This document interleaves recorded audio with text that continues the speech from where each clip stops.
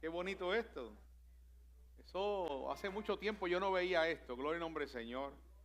Y lo lindo es que los temas que estamos trabajando son acerca de la familia.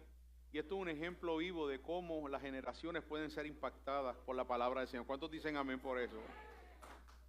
Vamos a estar puestos de pie los hermanos que están sentados en reverencia a la palabra del Señor. Vamos a dar lectura a una porción de la Escritura y en nuestra enseñanza y nuestro discipulado nos dicen que cuando se va a dar lectura a la palabra de Dios, nos debemos poner de pie. Si usted tiene alguna incapacidad o alguna situación en la cual usted no pueda ponerse de pie, le reconocemos, pero mientras usted pueda, en reverencia a la palabra, póngase de pie. Amén. ¿Cuántos dicen amén? Evangelio según San Lucas, capítulo 1. Hemos de dar lectura, verso 5, en lo que usted busca esa porción de la palabra. Quiero felicitar a los hermanos que estuvieron a bien ayer en el evangelismo, misión global, ¿verdad? Teníamos la actividad y estuvimos cerca allí del CDT, de aquí de Vega Alta, y hubo un grupo muy hermoso, tanto así que hasta personas se detuvieron para llevarnos detallitos, por ejemplo, chinitas mandarinas, nos dieron galletitas. Hubo un hermano que tenemos una salida pendiente, ¿verdad, Luis y Glenda? Y tenemos una salida pendiente porque hubo una persona que hasta nos dio una ofrenda y nos dijo, váyanse a comer, váyanse a Kentucky. Eso es lo que hace Dios. Que Dios no paga, el mejor que paga es Dios. No pudimos porque, ¿verdad? Algunos hermanos tuvieron que salir antes, pero ese grupito de ayer, no se me vaya a colar otro en la reunión. Los que estábamos ayer, tenemos pendiente una salida, ¿verdad? Para poder compartir.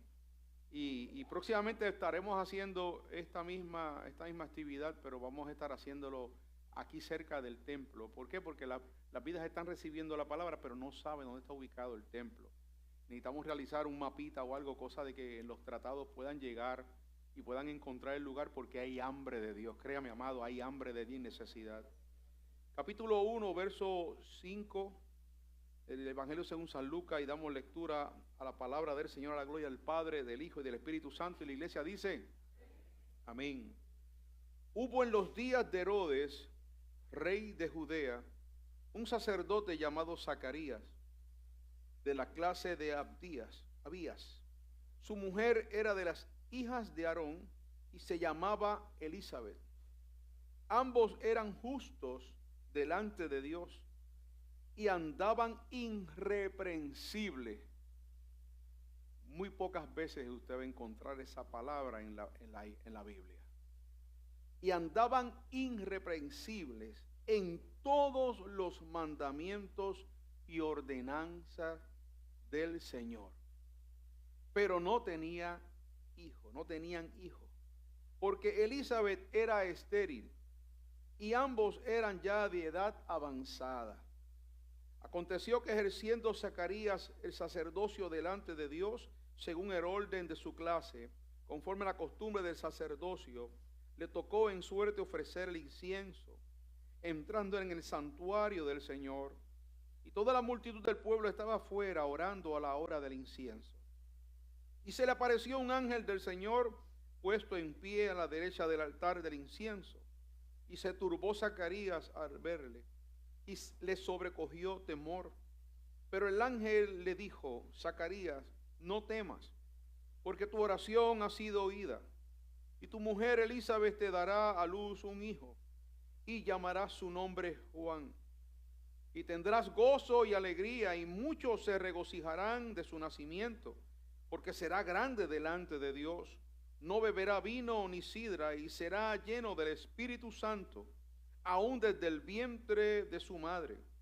Y hará que muchos de los hijos de Israel se conviertan al Señor, Dios de ellos. E irá delante de él con el espíritu y el poder de Elías, para hacer volver los corazones de los padres a los hijos, y de los rebeldes a la prudencia de los justos, para preparar al Señor su pueblo bien dispuesto. Dijo Zacarías al ángel, ¿en qué conoceré esto? Porque yo soy viejo y mi mujer es de edad avanzada.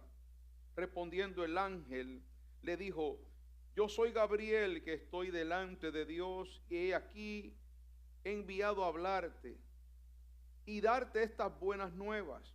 Y ahora quedarás mudo y no podrás hablar hasta el día en que esto se haga, por cuanto no creíste mis palabras. Inclina tu rostro, iglesia. Padre eterno, gracias. Oh, gracias, Rey, por tu palabra. Gracias, Señor, por la enseñanza. Gracias por cómo tratas con nuestro corazón, cómo tratas con nuestra vida. Gracias porque tú ahora quitas de nuestro pensamiento cualquier distracción, cualquier cosa que quiera estorbar en este momento la comunión contigo y con el Espíritu Santo. Te pedimos, oh Dios, que en este momento seas hablando al pueblo tal y como ha hablado a mi corazón. Habla a tu pueblo y que sean ellos edificados en esta mañana. Que podamos salir de aquí gozosos. Y si tu palabra lleva con ella corrección, lleva con ella amonestación, lleva con ella consejo, la hemos de recibir porque es tu palabra. En el nombre de Jesús te damos gracias y te lo pedimos. Amén, amén, amén. Pueden sentarse, amados, pero no deje de adorar a Dios mientras se sienta. Puede dar una alabanza al Señor, dale gracias. Gloria al nombre del Señor, porque Dios es fiel. Dios ha sido bueno. Gloria al nombre del Señor, y ha sido más que misericordioso. Gloria al nombre. Damos gracias a los hermanos, los músicos, por estar. Voy a pedir a Kevin que se quede, que no se vaya muy lejos. Gloria a Dios. Para que nos acompañe en el piano. Gloria al nombre del Señor.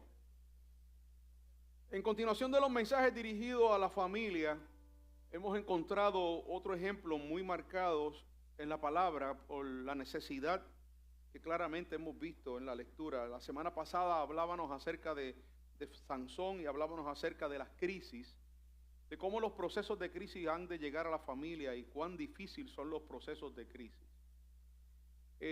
Decíamos también que cada proceso de crisis trae una enseñanza, pero también hay momentos en la vida que las crisis traen en nosotros, golpean en nuestro corazón de tal manera que muchas veces nos derrumban, nos hacen caer. Por eso, mientras conocemos que el mensaje en este año es dirigido a la familia y estamos trazando la escritura y haciendo un exégesis claro de lo que es la familia y cómo es de importancia, la importancia de la familia para Dios, siendo la primera institución creada por Dios. Hemos tocado los elementos dirigidos a tener y entender cuáles son nuestros roles. En estos mensajes desde el mes de enero hemos visto cuáles son nuestras responsabilidades.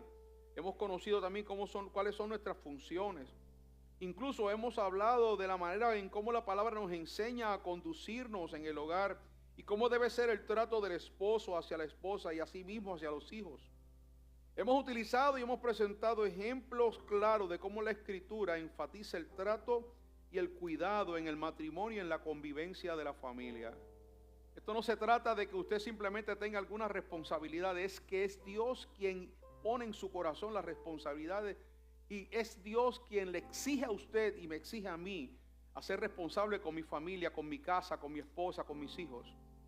Decía la semana pasada que habrá momentos en que nosotros seremos puertas donde nuestros hijos podrán entrar a buscar un consejo, donde podrán entrar a buscar un abrazo, donde podrán llegar a quizás a recibir, ¿verdad?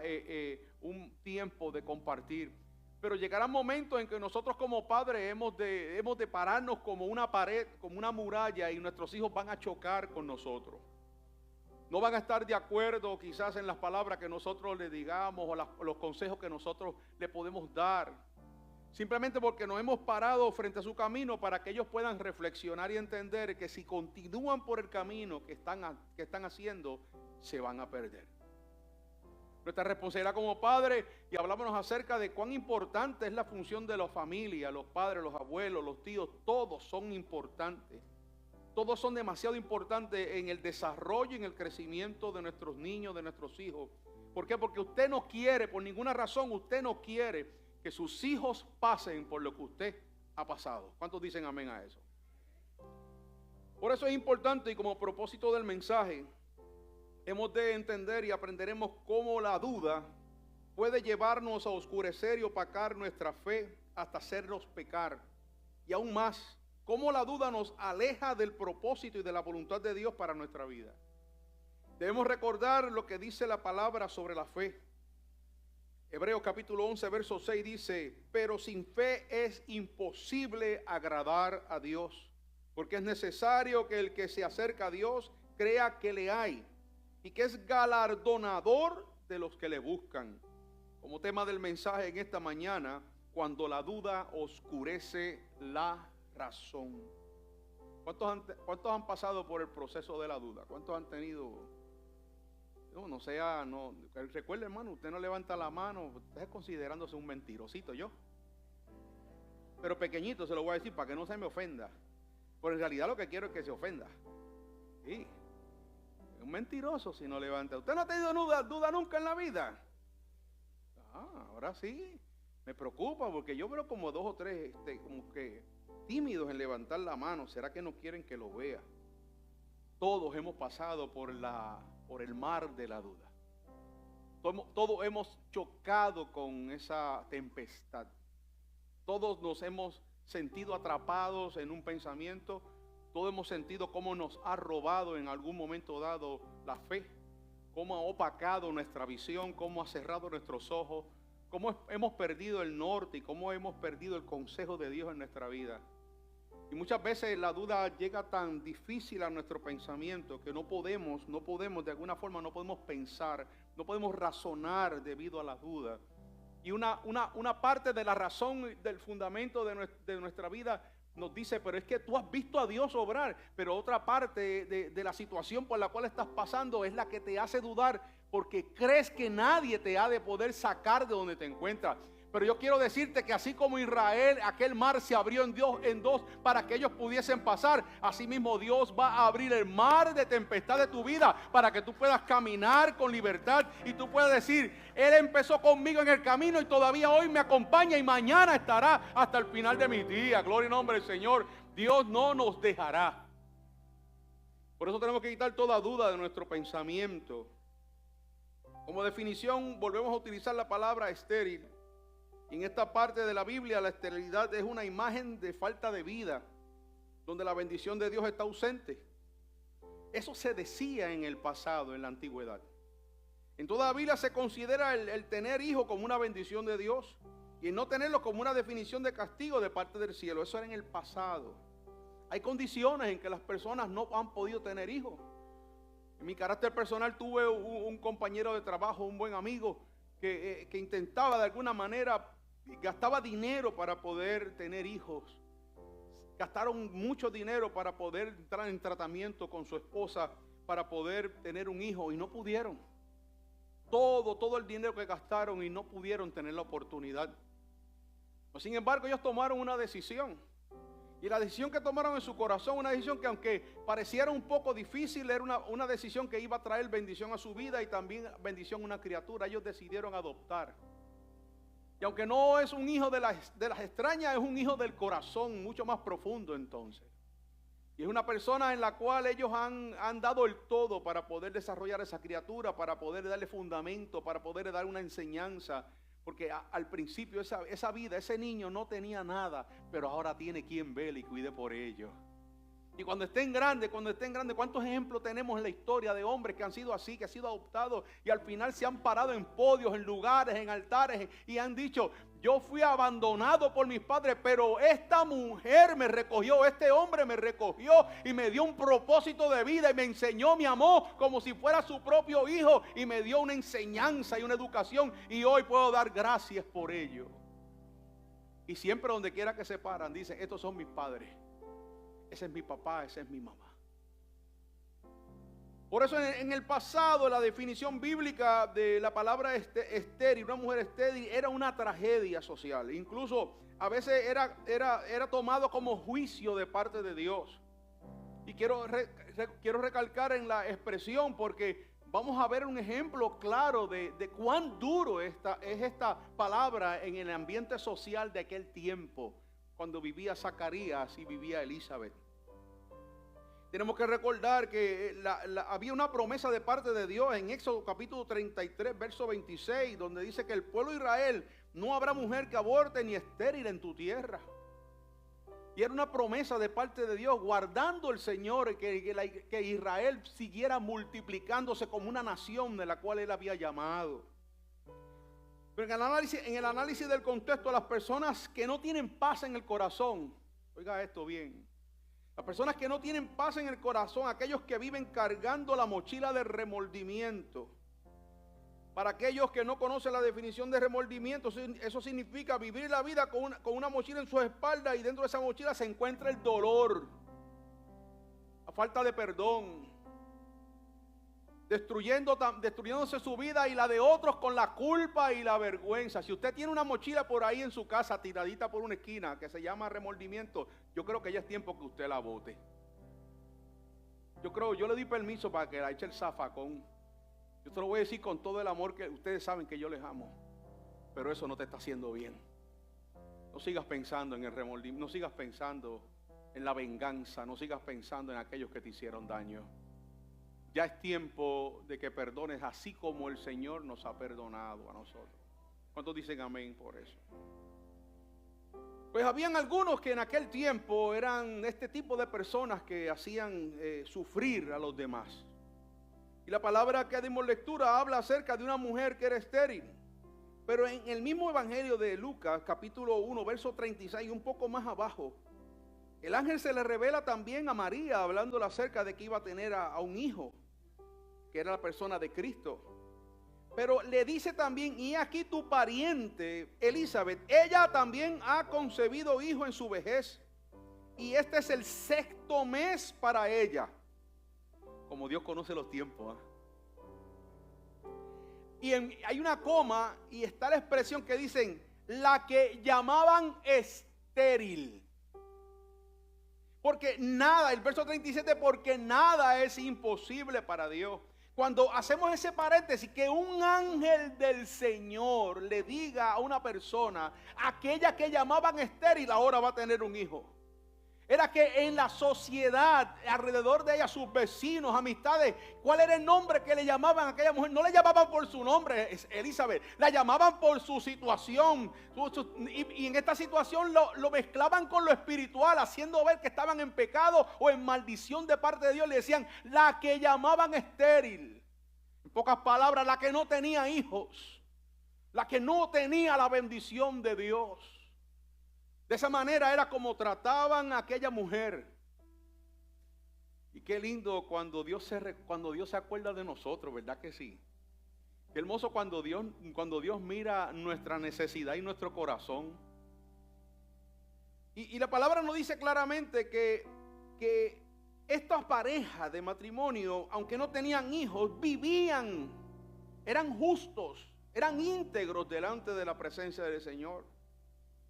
La palabra claramente lo menciona, y cuando damos lectura a la palabra, irreprensibles, vivían irreprensibles delante de Dios.